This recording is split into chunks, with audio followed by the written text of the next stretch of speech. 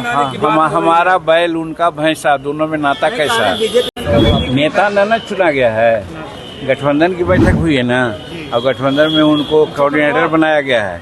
इसके पहले जो एनडीए की बैठक हुई थी पार्लियामेंट चुनाव के पहले, उस समय भी किसी को बनाया गया था कोऑर्डिनेटर, और कोऑर्डिनेशन में उसको प्रधानमंत्री का चेहरा न बनाया गया था। तो वही बात यहाँ पर भी है, वो तो सिर्फ एक लॉलीपॉप दिया गया है एनडीए में। इन लोगों में एकता कहाँ है? सब लोग चाह रहे हैं कि हम चीफ मिनिस्टर का चेहरा होवे, हम प्राइम मिनिस्टर का चेहरा होवे। लड़ाई यहाँ है, वेस्टेड इंटरेस्ट है, और हम लोग का एनडीए में सत्ता की लड़ाई नहीं है, कुर्सी की लड़ाई नहीं है, विकास की लड़ाई है कि हम कैसे विकास ज़्यादा से ज़्यादा करें। नमस्कार, आप देख रहे हैं न्यूज़ पीआर और मैं हूँ आपके साथ ज्योति सिन्हा। देखिए, बिहार की राजनीति में एक और जहां बिहार विधानसभा चुनाव को लेकर के लगातार बयानबाजियों का दौर जो है जारी है, इसी बीच हम आपको बता दें कि एक और जहां तेजस्वी यादव द्वारा एनडीए के सीएम फेस पर सवाल उठाया गया, तो वहीं महागठबंधन की बैठक भी बीते दिनों हुई और इस बैठक को लेकर के तेजस्वी यादव प्रेस कॉन्फ्रेंस कर जानकारी भी देते नजर आए। जिसके बाद अब जो है जीतन राम मांझी जमकर तेजस्वी पर तंज कसते नजर आ रहे हैं। वो ये बता रहे हैं कि महागठबंधन का सीएम फेस कौन और एनडीए का सीएम फेस कौन। बता दें कि जीतन राम मांझी ने साफ तौर पर इसे क्लियर किया है। क्या कुछ कह रहे हैं मांझी, सुनिए। पश्चिम बंगाल में जो हो रहा है, पश्चिम बंगाल में कांग्रेस के प्रभारी, एक बोलिए ना, कांग्रेस के प्रभारी जो है बिहार के, कल उनसे लाख पूछते रह गए कि तेजस्वी जी क्या मुख्यमंत्री के चेहरा होंगे, लेकिन उन्होंने साफ करने से इनकार कर दिया। पहली बुझा हुआ ही नहीं है तो उससे सहमति बनी ही नहीं है, कैसे बनेंगे लोग?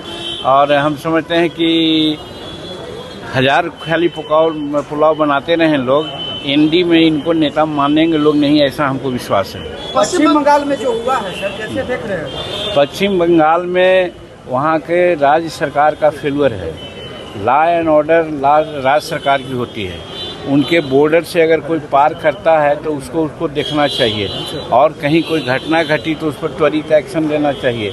वो न करके जो वहाँ गड़बड़ कर रहे हैं, मिसक्रिएंट हैं, उन्हीं के वहाँ का जो ममता बनर्जी जी हैं उनका साथ दे रहे हैं। तो वैसी परिस्थिति में ये भारतीय संविधान के संघात्मक मूल पर एक तरह से सवाल उठ गया है, और वैसी परिस्थिति में केंद्र सरकार की पैनी नज़र पड़नी चाहिए कि कोई राज्य किसी भी प्रकार से भारत का जो कानून बनता है उसके खिलाफ कैसे जा सकता है। अगर जाएगा तो उस पर कार्रवाई होगी, ऐसा मैं समझता हूँ कि केंद्र को डिसीजन लेना चाहिए। और जो कुछ वहाँ हो रहा है सब ममता बनर्जी के सर पर हो रहा है। एनडीए में संतुष्टि का ऐसे में हिंदुस्तानी आवाम मोर्चा यानी कि आपकी पार्टी कितनी सीटों पर तैयारी कर रही है सर? हम लोग एनडीए के लोग पूरी सीट पर लड़ेंगे, मुस्तैदी के साथ लड़ेंगे। कौन कहाँ लड़ेगा ये डिसीजन हम लोग एक साथ बैठ के करेंगे। सर, मुकेश सहनी को कैसे देख रहे हैं महागठबंधन में? जिस तरह से उनको मुकेश सहनी को कैसे देख रहे हैं? अब वो दूसरे में है,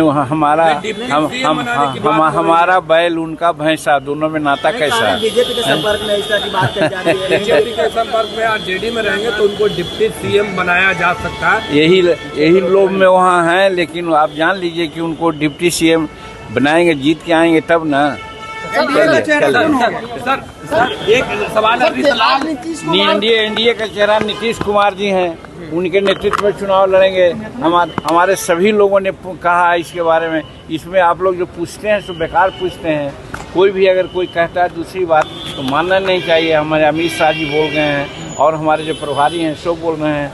हम लोगों ने भी तय किया है कि 2025 में नीतीश कुमार हमारे मुख्यमंत्री का चेहरा होंगे और उन्हीं के नेतृत्व में हम लोग 225 सीट जीतेंगे। कह रहे हैं 25-30 नहीं होंगे नीतीश मुख्यमंत्री। अरे वो कांग्रेस कह रहा है, उससे अपनी बात है। चलिए हटाइए।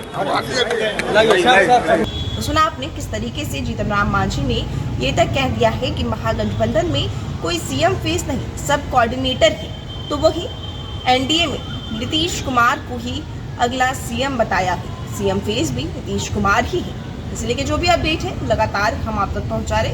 ऐसे ही खबरों के लिए बने रहिए न्यूज़ पीआर के साथ।